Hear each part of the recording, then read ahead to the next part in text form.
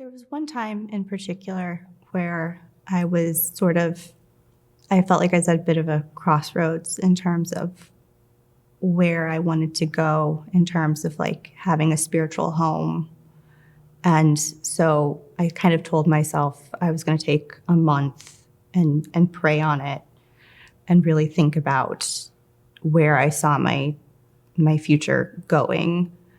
And at the end of that month, I got an email from somebody inviting me to go to a particular church.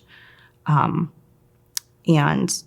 that really turned out to be the spiritual home that I needed at that time and moving forward. So that really felt like an answered prayer. I think it's definitely deepened over time. And it's one of those things where I think the more you put into it, the more you get out of it. When I was younger, I don't think I necessarily was the best about, the religious education and studying things to do with the church. But then as an adult, I had more opportunities. There was a book club I joined that we were reading various books about different aspects of the church and faith, and also being able to go to more of the services. So not just the standard liturgy, but also Vespers and Matins and praying the Akathist and some of the other services that weren't done as much when I was growing up. Having those experiences really helped grow my understanding of the church and of the faith and aspects of it that I hadn't fully realized when I was younger. There were times where I kind of drifted a bit, that I wasn't as good about going to church or reading the Bible as regularly. And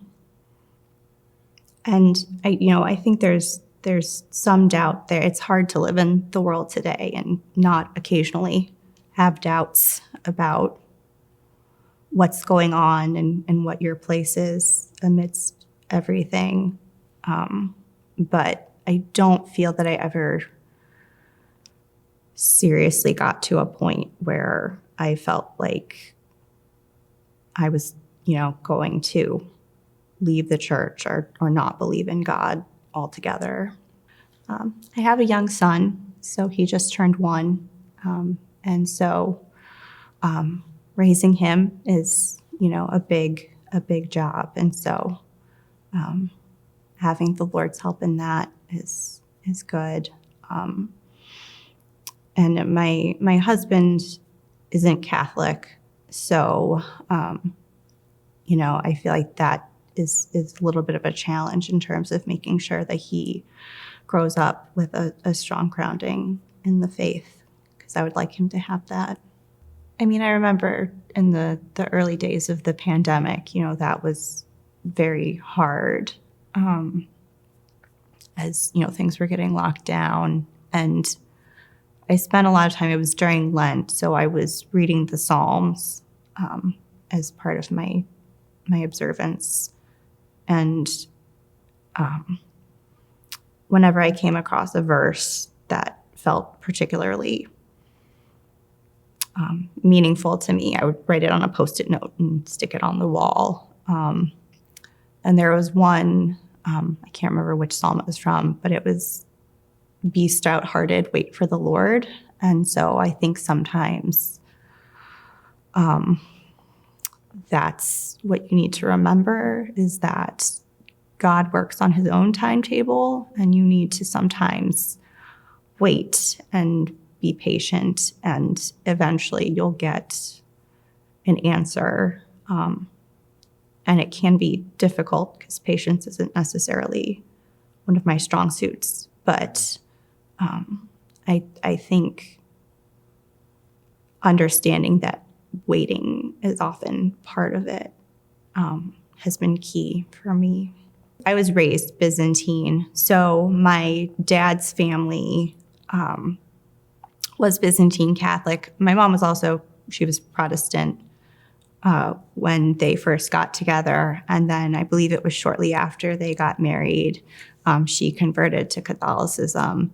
And then I'm one of 4 children. All 4 of us were baptized in the Byzantine Church.